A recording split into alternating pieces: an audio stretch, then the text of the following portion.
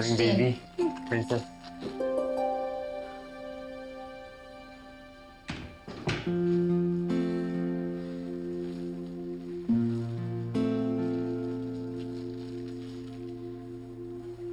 Salamat.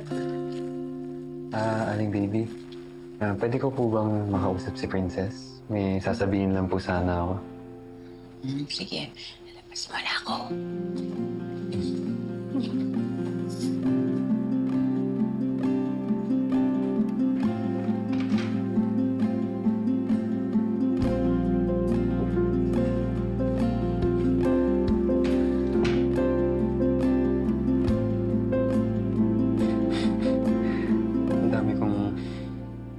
Ang dami kong gusto sabihin sa'yo.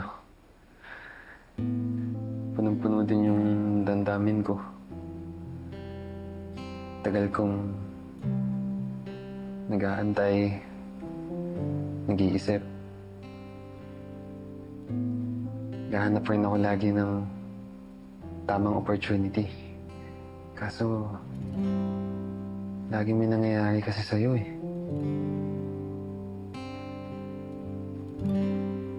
Dagdag pa yung wala si Mang Dado.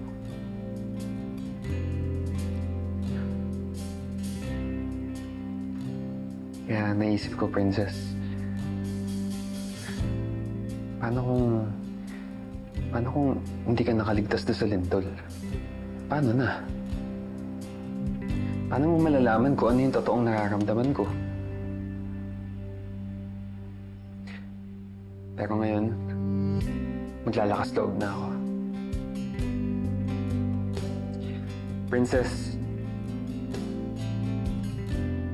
I'm in love with you. And I want you to be my girlfriend.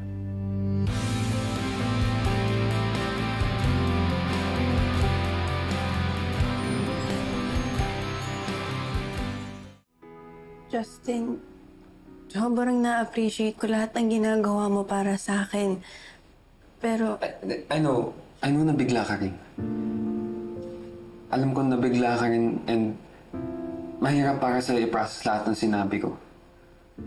Pero ang sa akin lang naman is ayoko na magsayang ng opportunity. Gusto ko na maging totoo sa nararamdaman ko.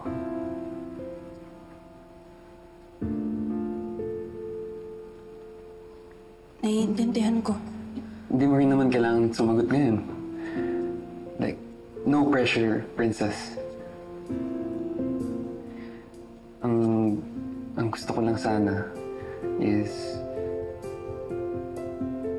bigyan mo ako ng chance. Handa ako mag-antay kung kailan ka man magiging ready.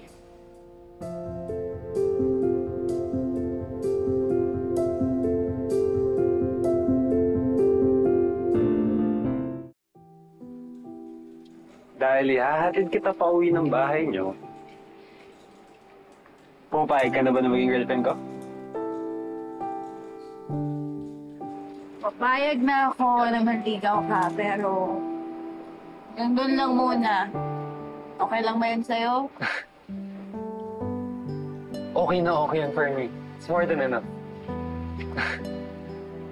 Finally. I'm so happy na buksan ko ng isip mo.